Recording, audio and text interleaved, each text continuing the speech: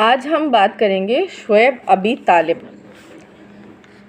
مسلمانوں سے قطع تعلق، سوشل بائیکاٹ۔ اسلام کی دعوت تیزی سے پھیل رہی تھی۔ قریش کی تمام تر مخلوقات مخالفت کے باوجود لوگ حضرت محمد صلی اللہ علیہ وسلم کی دعوت پر اسلام قبول کر رہے تھے۔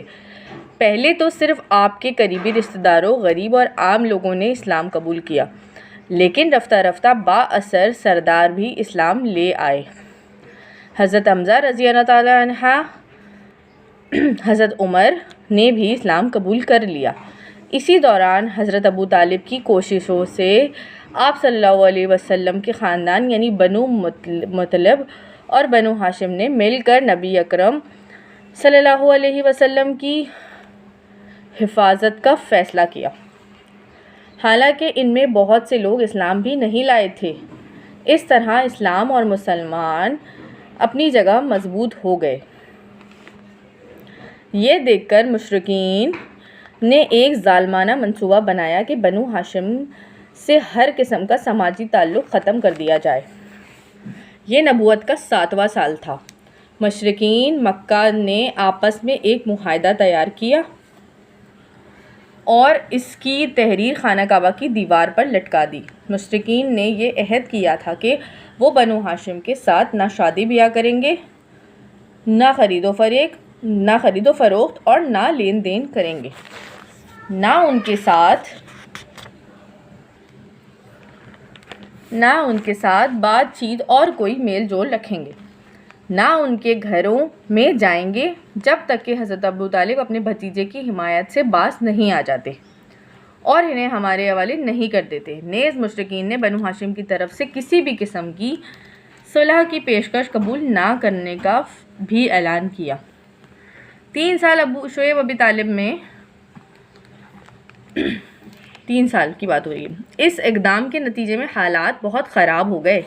حضرت ابو طالب سمجھ گئے کہ قریش غصے میں پاگل ہو رہے ہیں، اب وہ میرا لحاظ بھی نہ کریں گے۔ انہوں نے خاندان والوں سے یہ عہد لیا تھا کہ آپ کی اپنی جان سے بڑھ کر حفاظت کریں گے۔ وہ کھانے پینے کا کچھ سامان اور خاندان کے لوگوں کو لے کر شعیب ابی طالب منتقل ہو گئے۔ شعب کا مطلب ہے 2 پہاڑوں کے درمیان گھاٹی یا تنگ میدان۔ یہ گھاٹی بنو ہاشم کی ملکیت تھی۔ حضرت ابو طالب کے بنو ہاشم کے سردار ہونے کی وجہ سے اس گھاٹی کو شعیب ابی طالب کہا جاتا تھا۔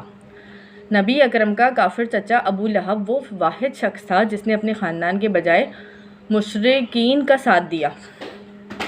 گھاٹی میں کھانے پینے اور غلے کی فراہمی نہایت مشکل تھی۔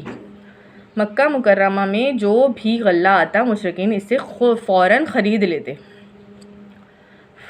وہ گھاٹی میں کسی قسم کا غلہ جانے نہیں دیتے تھے۔ گھاٹی میں محصور افراد فاقہ کشی کے باعث درختوں کے پتے تک کھانے پر مجبور ہو گئے تھے۔ بھوک سے بلکتے بچوں کی آوازیں گھاٹی سے باہر تک سنائی دیتی تھیں، لیکن کافروں کو رحم نہ آتا۔ قریش یہ آوازیں سن کر خوش ہوتے۔ نبی کریم نے اپنے خاندان کے ساتھ اس گھاٹی میں 3 سال سخت مصیبت اور پریشانی کے ساتھ گزارے۔ پھر آتی ہے بات کس کی؟ اللہ تعالیٰ کی مدد کی۔ اللہ تعالیٰ کی مدد۔ قریش کے کچھ انصاف پسند لوگوں نے مسلمانوں کی مدد کا ارادہ کیا اور معاہدہ ختم کرنے کی کوشش کی۔ قبیلہ بنو عامر کے ہشام بن عمرو نے مکہ مکرمہ کے سرداروں پر زور ڈالا کہ یہ معاہدہ غلط ہے۔ اس دوران اللہ تعالیٰ کی طرف سے ایک غیبی مدد آئی۔ اللہ تعالیٰ نے حضرت جبرائیل کے ذریعے آپ کو اطلاع دی کہ معاہدے کی تحریر کو سوائے اللہ تعالیٰ کے نام کے دیمک چاٹ گئی ہے۔ آپ صلی اللہ علیہ وسلم نے یہ بات حضرت ابو طالب کو بتا دی۔ حضرت ابو طالب نے یہ بات بیت اللہ میں جا کر مشرکین کو بتائی اور کہا کہ اگر میرے بھتیجے کی بات غلط ہوئی تو اسے تمہارے حوالے کر دوں گا، ورنہ تم اس ظالمانہ معاہدے کو ختم کر دو۔ اہل مکہ نے یہ بات تسلیم کر لی۔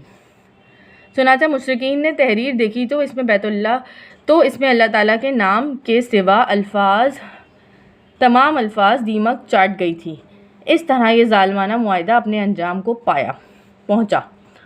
آپ اپنے خاندان کے ساتھ نبوت کے 10ویں سال اس گھاٹی سے باہر آ گئے۔ نبی کریم نے جس طرح ہر مشکل اور پریشانی کا سامنا کر کے صبر کے ساتھ اللہ تعالیٰ کا پیغام لوگوں تک پہنچایا، ہمیں بھی چاہیے کہ ہر حالت میں صبر سے کام لیں۔